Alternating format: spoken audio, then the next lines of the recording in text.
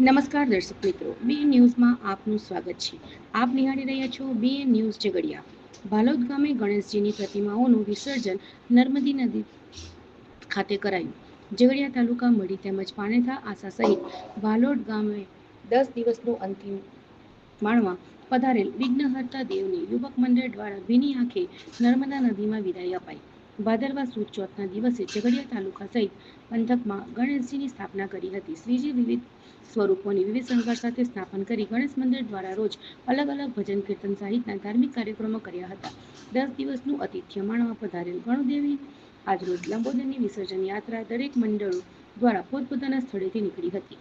વિસર્જન યાત્રામાં ડીજે, ઢોલ, નગારા તાલે યુવાધન ડાન્સ, ગરબા, દેશભક્તિ ગીત પર મન મૂકી ઝૂમ્યા હતા. ગણેશજીની વિસર્જન યાત્રામાંથી નીકળી મેઇન બજારોમાં નગરોમાં ફરી મોડી સાંજે નર્મદા નદી કિનારે સંપન્ન થઈ હતી.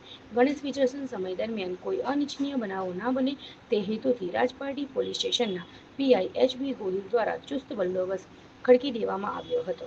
તેમજ શ્રીજી પ્રતિમાનું પવિત્ર નદી નર્મદાના કિનારે તબક્કાવાર વિસર્જન કરવામાં આવ્યું. મોડી સાંજે નદી કિનારે ગણપતિ બાપ્પા મોરયા, પૂંજિયા વરસી લકરિયાના ગગનભેદથી ના નારા સાથે શ્રદ્ધા સાથે ભક્તિભાવ વચ્ચે શ્રીજીને વિદાય આપી ગામ લોકોએ આગામી વર્ષે ફરીથી શ્રીજીના આગમનની પ્રાર્થના કરી સમગ્ર ગ્રામ્ય વિસ્તાર ગણેશમય બન્યો હતો. બાપ્પાના વિસર્જન બાદ ગણપતિ મંડળો દ્વારા સાથે પ્રસાદી ભંડારના આયોજન કરવામાં આવ્યા હતા. રિપોર્ટર મલેક સિરાજુદ્દીન બી, બીએન ન્યૂઝ ઝઘડિયા.